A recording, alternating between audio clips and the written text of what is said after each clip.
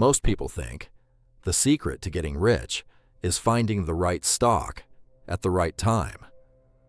Warren Buffett has been doing this for over 70 years, and he thinks that belief is exactly why most people will never build real wealth. He's not talking about market timing. He's not talking about hot tips or the next big tech stock. He's talking about something far more fundamental, a set of mental rules that most investors completely ignore.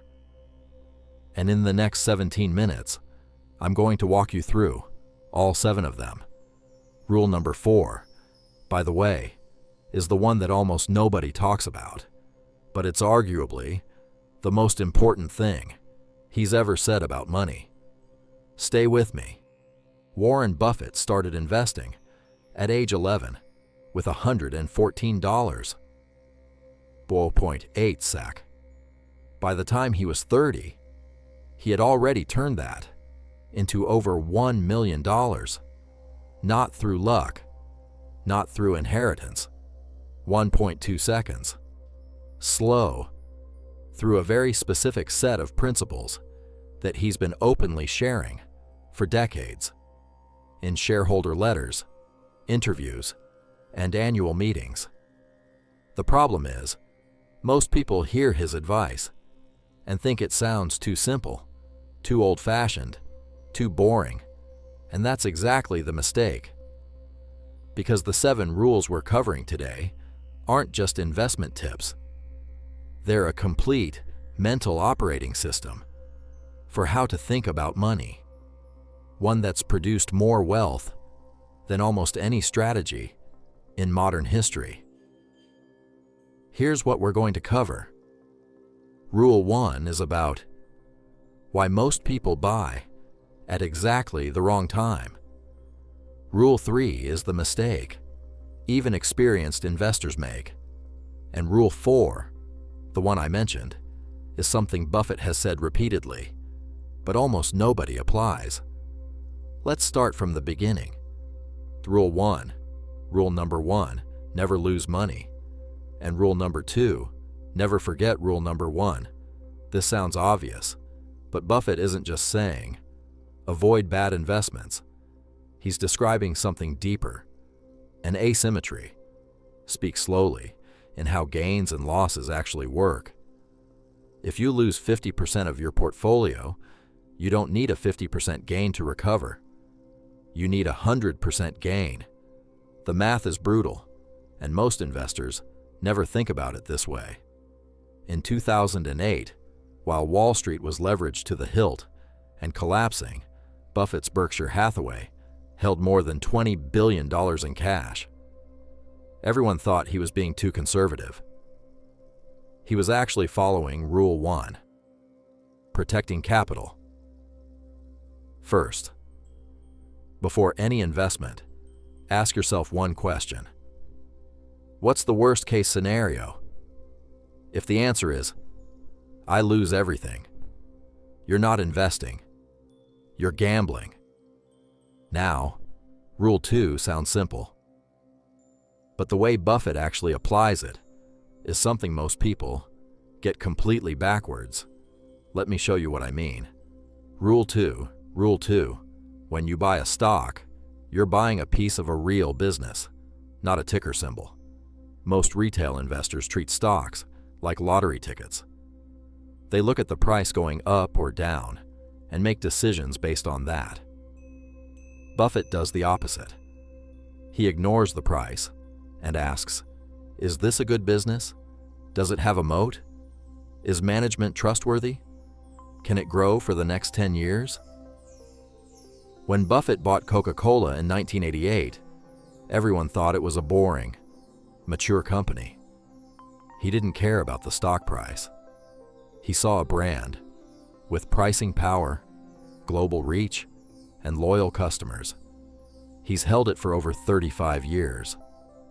Next time you consider buying a stock, write down in one sentence what the business actually does and why it will still be relevant in 10 years.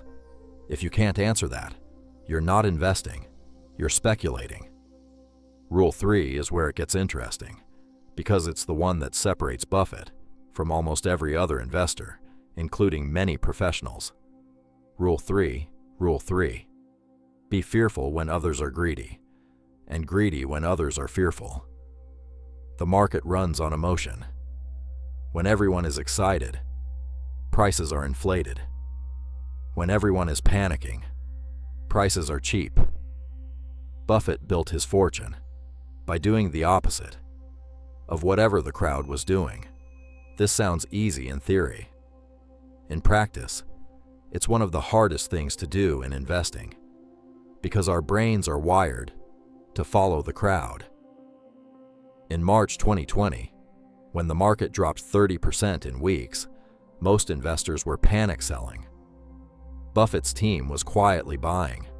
In 2021, when everyone was buying speculative tech and crypto at peak euphoria, Berkshire was sitting on $140 billion in cash, waiting. Create a simple personal rule. When financial headlines are screaming, crash or crisis, that's your signal to look for opportunities, not run away. When headlines say everyone is getting rich, that's your signal to be cautious. And now, we're at Rule 4.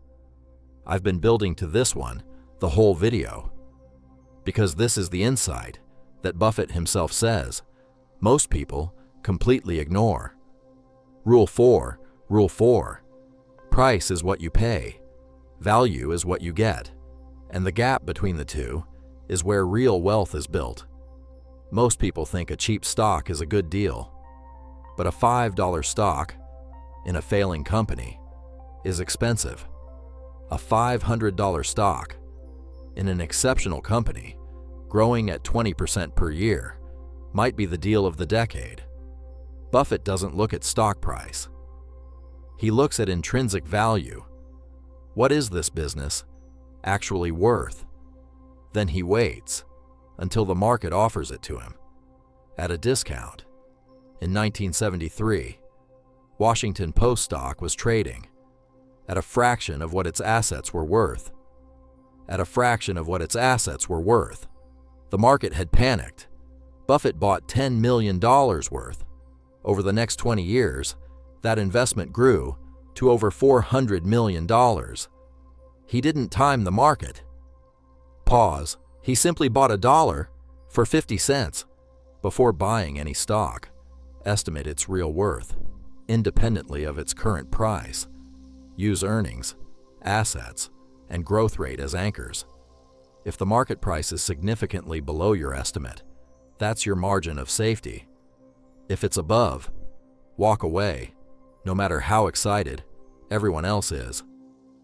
Rules 5, 6, and 7 build directly on this foundation, and they explain why Buffett's results compound over decades, while most investors plateau after a few good years. Rule 5. Buffett's favorite holding period is forever. Most investors think in quarters. Buffett thinks in decades. This isn't just patience, it's a structural advantage. Every time you sell and rebuy, you pay taxes and transaction costs. Holding compounds those tax savings into enormous sums over time. More importantly, great businesses compound internally. Earnings grow, the moat strengthens, dividends increase. Selling early means you miss most of the compounding curve. Lynch Buffett bought American Express shares after the 1963 salad oil scandal destroyed the stock. He held. He bought See's Candies in 1972. Still owns it. The compounding works because he doesn't interrupt it.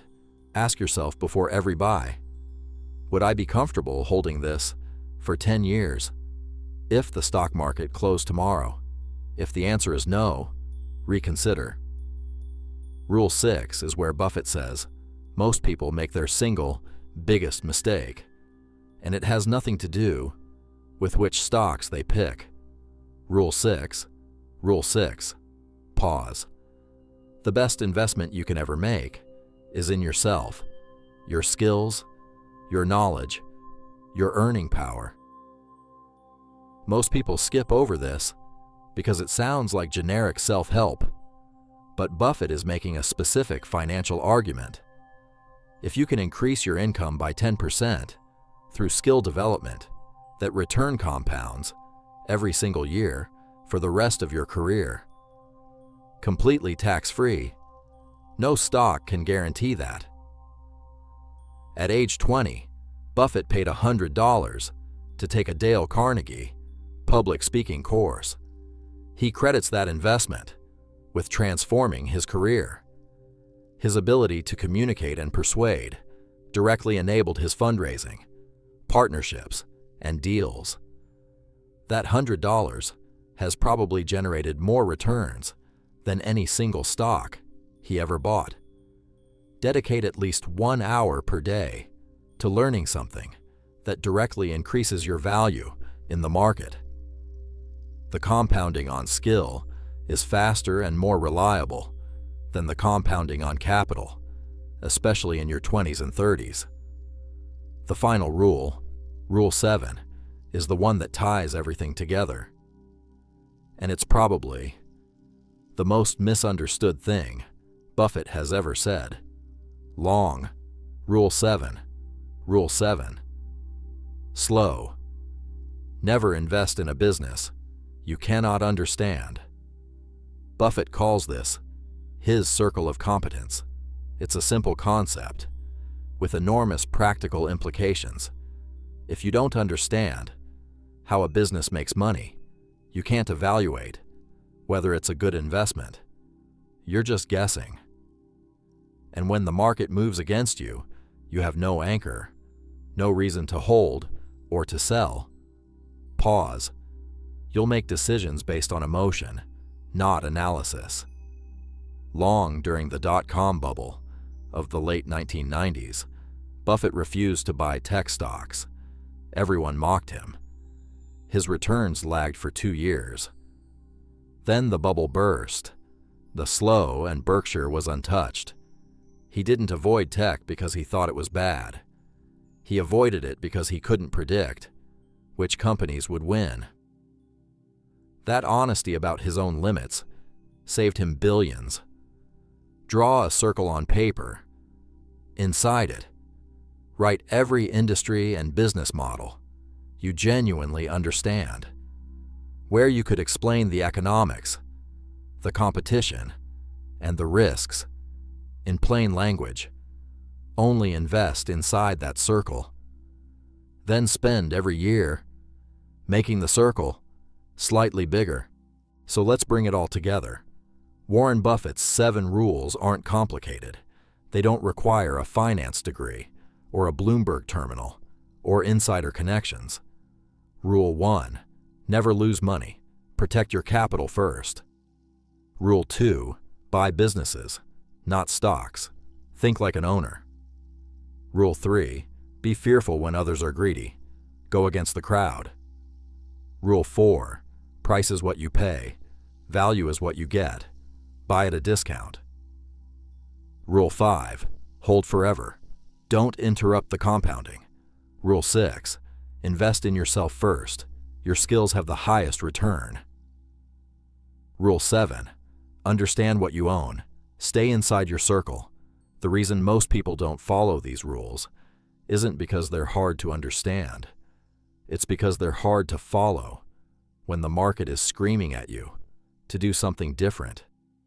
Discipline is the actual strategy. Now, if this video gave you a different way of thinking about money, you're going to want to watch the next one. I covered Charlie Munger's mental models, the thinking tools that Buffett credits as the other half of his system.